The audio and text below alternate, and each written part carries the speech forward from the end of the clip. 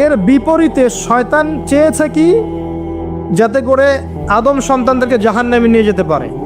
এই জন্য পবিত্র ডিভাইন বৈধ ভালোবাসার বিপরীতে সে কিছু প্রবৃত্তিগত চাওয়া দিয়েছে আপনাকে, প্রবৃত্তিগত আবেগ, কিছু অনুভূতি, কিছু পাশবিক দাসত্ব দিয়েছে। যদি আপনি এই অবৈধ পথে পা বাড়ান, তাহলে এই ভালোবাসাগুলোর বিনিময়ে কোনো নেকি তো হবেই না, বরং আপনার জাহান্নামের ফয়সালা হয়ে যাবে। নাউযুবিল্লাহ। শয়তান দুরকম, মানুষ শয়তান, জিন শয়তান। এর পাশাপাশি আছে শেষ জামানার সবচেয়ে বড় ফিতনা মাসিহুদ দাজ্জাল এবং তার অনুসারীরা। সবকিছু মিলে তারা আপনার সামনে কয়েকটা টোপ দিয়ে দিয়েছে। এক নাম্বার, আপনাকে দিয়েছে দুনিয়ার প্রতি ভালোবাসা। এক নাম্বার, দুনিয়ার প্রতি ভালোবাসা। যে দুনিয়াকে ভালোবাসবে সে হালাক হয়ে যাবে। যার কলবের মধ্যে দুনিয়ার প্রতি আসক্তি আর ভালোবাসা আছে, সে কখনো 100% মন দিয়ে আল্লাহর ইবাদত করতে পারবে না। এক নাম্বার, বেঁচে থাকতে হবে কি থেকে? দুনিয়ার প্রতি আসক্তি ভালোবাসা থেকে। এটা এক নাম্বার। দুই নাম্বার, অর্থ সম্পদ এগুলোর প্রতি ভালোবাসা, মোহ। আলহাকুমুত তাকাসুর হাত্তা যুরতুমুল মাকাবির কাল্লা সাউফা তা'লামুন সুম্মা কাল্লা সাউফা তা'লামুন। সূরাটা তো আমার চেয়ে আপনারা ভালো জানেন। শেষে কি আছে? সুম্মা লা তুসআলুন্না ইয়াওমাইযিন আনিন নাঈম। যে টাকা পয়সার প্রতি ভালোবাসা শয়তান ঢুকিয়েছে। আরো ঢুকিয়েছে শয়তান মাদকের প্রতি ভালোবাসা, মাদকের প্রতি আসক্তি, ভালো লাগে মাদক খেতে, একটা ভালোবাসা কাজ করে। ঢুকিয়েছে মিউজিকের প্রতি ভালোবাসা, হারাম মিউজিকের প্রতি ভালোবাসা, ভালো লাগে, মন নাকি শান্ত হয়।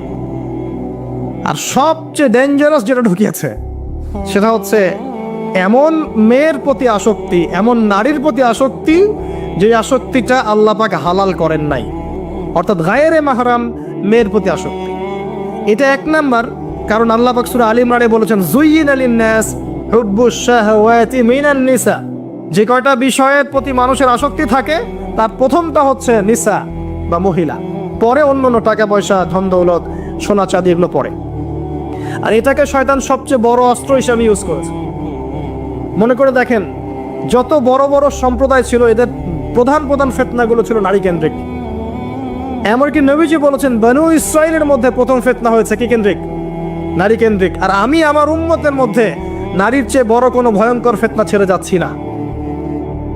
শয়তান এই কয়েকটা ফিতনা, আপনার দুনিয়ার আসক্তি, টাকা পয়সা, ভোগবিলাস, বাড়ি গাড়ি, ব্যাংক ব্যালেন্স, স্ট্যাটাস, ক্ষমতার ভালোবাসা, আপনার মাদকের ভালোবাসা, গান বাজনার প্রতি ভালোবাসা, অশ্লীলতা, বেহায়াপনা, জেনা আর হারাম রিলেশনশিপ, এগুলোর প্রতি শয়তান আসক্তি সৃষ্টি করেছে। এটা হচ্ছে ভালোবাসা নয়, এটা হচ্ছে পাশবিক প্রবৃত্তিগত একটা দাসত্ব। আমার কথা কি বোঝা যায়? ল্যাঙ্গুয়েজ একটু ডিফিকাল্ট মনে হয়। এটা কিন্তু বৈধ ভালোবাসা নয়, যে ভালোবাসলে আপনি নেকি পাচ্ছেন। দুনিয়ার প্রতি আসক্তি থাকলে নেকি পাবেন, পিতা মাতাকে ভালোবাসলে নেকি পাবেন। টাকা পয়সা, ব্যাংক ব্যালেন্স, বাড়ি গাড়ির প্রতি আসক্তি, মোহ থাকলে নেকি পাবেন, ফিতনায় পড়ে যাবেন। কিন্তু আপনি সন্তানকে ভালোবাসলে নেকি পাবেন। একটা হারাম মেয়েকে ভালোবাসলে নেকি পাবেন, আপনি স্ত্রীকে ভালোবাসলে নেকি পাবেন। স্ত্রীর মুখে ভাত তুলে দিলে নেকি পাবেন, স্ত্রীর মুখে খাবার তুলে দিলে নেকি পাবেন, তার দিকে তাকালে আপনি নেকি পাবেন, তাকে আদর করলে নেকি পাবেন, তার সাথে অন্তরঙ্গ সময় কাটালে আপনি নেকি পাবেন। আপনি মাদক, এই যে গান বাজনা, পর্নোগ্রাফি, মানে ক্ষমতার দাপট, এই বিষয়গুলোকে ভালোবাসলে নাকি পাবেন, নাকি মায়ের সেবা করলে নাকি পাবেন? বৈধ ভালোবাসা, অবৈধ আসক্তি।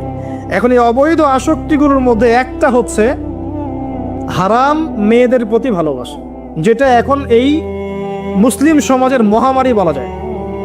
অন্য পয়েন্টসগুলো আজকে আমি বলার সময় পাচ্ছি না, এগুলো নিয়ে অনেকদিন বলেওছি, ইনশাল্লাহ আগামীতে বলবো। দুনিয়া, মাদক, অন্যান্য বিষয়গুলো পরে টাচ করবো ইনশাল্লাহ। আজকে যে বিষয়টা নিয়ে কথা বলার বেশি দরকার, যেহেতু আগামীতে একটা সময় আসছে যখন এই বিষয়টাকে নিয়ে মানুষ বেশি পাপে লিপ্ত হবে, এই জন্য বলছি।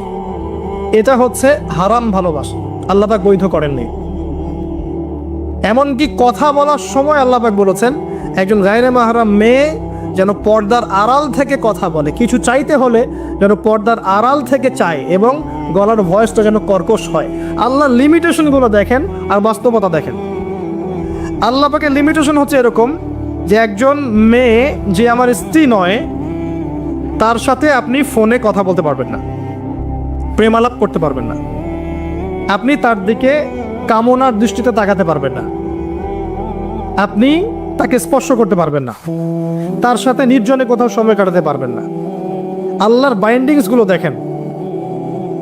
একজন নারীর সাথে ফোনে কথা বললেই কিন্তু সেক্সুয়াল সম্পর্ক হয় না, হয়। একজন গায়রে মাহরাম মেয়ের সাথে যদি আপনি বসে কফি খান তাহলে কিন্তু যৌন সম্পর্ক স্থাপিত হয়নি, এখন হয়। তারপরেও আল্লাহ রাব্বুল আলামিন বলছেন ওয়ালা তাকরাবু জিনা, এটার নাম আল্লাহ দিয়েছেন জিনা, আর বলছেন করো না এমনটা নয়, বরং ধার কাছেও যেও না। মানে একটা সীমারেখা দেয়া আছে, একটা মাঠ, এর চারপাশে একটা বাউন্ডারি দেয়া আছে, বাউন্ডারি পর্যন্ত। আল্লাহ বলছেন মাঠে ঢুকো না, এমনটা বলছেন না। আল্লাহ বলছেন মাঠের বাউন্ডারির কাছেও যেও না। কথা বুঝতে পারছেন? ফল খেও না, না ওয়ালা তাকরাবা হাদিহি শাজারা, এই গাছটার কাছেও যেও না। মিলাতে পারছি? আমি বুঝতে পারছি? আদম এবং হাওয়া আলাইহিস সালাম এই গাছের ফল খেও না এমন কথা ছিল না, কথা ছিল এই গাছের কাছেও যেও না।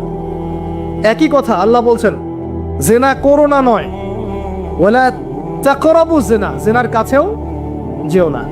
এখন এটা হচ্ছে আল্লাহর নিষেধাজ্ঞার একটা বাইন্ডিংস, লস, একটা একটা পিলার, একটা বাউন্ডারি। আর আপনি বাস্তবতা দেখবেন ভিন্ন, যে গায়রে মাহরাম ছেলে মেয়ে এরা অ্যাডাল্ট, এদের যৌন চাহিদা আছে, সেক্সুয়াল চাহিদা আছে, একে অপরের সাথে কোনো মাহরামের সম্পর্ক নাই। এরা পড়াশোনার নামেই হোক, চাকরি বাকরির নামেই হোক, ভ্যালেন্টাইন্সের নামেই হোক, যে কোনো নামেই হোক, এরা একে অপরের সাথে মিলেমিশে একাকার। এরা কথা বলছে, কথা বলার পরে আরও কাছে যাচ্ছে, ভালোবাসার প্রণয় বিনিময় করছে, এক পর্যায়ে কফি খাচ্ছে, ডেটিংয়ে যাচ্ছে, ঘুরছে ফিরছে, এই করতে করতে করতে এক পর্যায়ে তারা হারাম জেনায়ও লিপ্ত হয়ে গেল, বিছানায় চলে গেল। এই সম্পর্কের পর দেখা যায় সম্পর্ক ব্রেকআপ, শেষ। এবং এই ঘটনাগুলোর নাম দিচ্ছি আমরা কাছে আসার গল্প। কার কাছে? যার কাছে আল্লাহ যেতেও নিষেধ করেছে, ওয়ালা তাকরাবু জিনা। আর আমরা বলছি না, কাছে আসারই গল্প। কাছে আসার গল্প হতে পারে মায়ের সাথে, মায়ের কাছে আসার গল্প হতে পারে, স্ত্রীর কাছে আসার গল্প হতে পারে, আমার সন্তানের কাছে আসার গল্প হতে পারে, দেশের কাছে আসার গল্প হতে পারে। কিন্তু হারাম জেনার কাছে আসার কোনো গল্প হতে পারে না। কি হতে পারে?